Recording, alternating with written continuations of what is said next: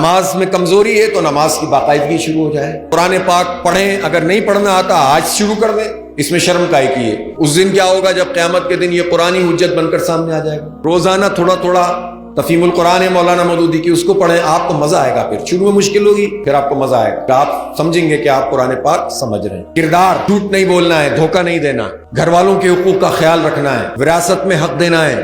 بہنوں کا اور بیٹیوں کا اگر وراثت میں حق مار رہے ہیں تو اللہ کے یہاں پکڑ ہوگی بہت شدید. جھوٹ نہیں بولنا. کاروبار دین معاملات کا نام ہے، لین دین میں فراڈ نہیں کرنا. قرضہ لینے کی عادت ڈال کر یہ سوچ کر قرضہ لینا کہ دینا ہی نہیں ہے، بہت بڑا گناہ عظیم ہے. اسی طرح سے لکھت پڑھت کرنا، جب بھی کوئی آپس میں معاملات کریں آپ کا کاروبار فیئر ہونا چاہیے، صاف ستھرا ہونا چاہیے. اللہ برکت ڈالے گا انشاءاللہ. مشکل ہوگی لیکن برکت ملے گی انشاءاللہ. اسی طرح آپ کا اخلاق، ایک فارمولہ یاد رکھیں، علم جو ہوتا ہے نا، علم وہ دماغ کو فتح کرتا ہے اور اخلاق کو فتح کرتا ہے. تو انسان کے پاس یہ دو چیزیں تو ہوتی ہیں زبردست، دماغ اور دل. یہ کسی کے کو آپ اپنا ہمنوا بنا لیں تو بس ہو گیا کام.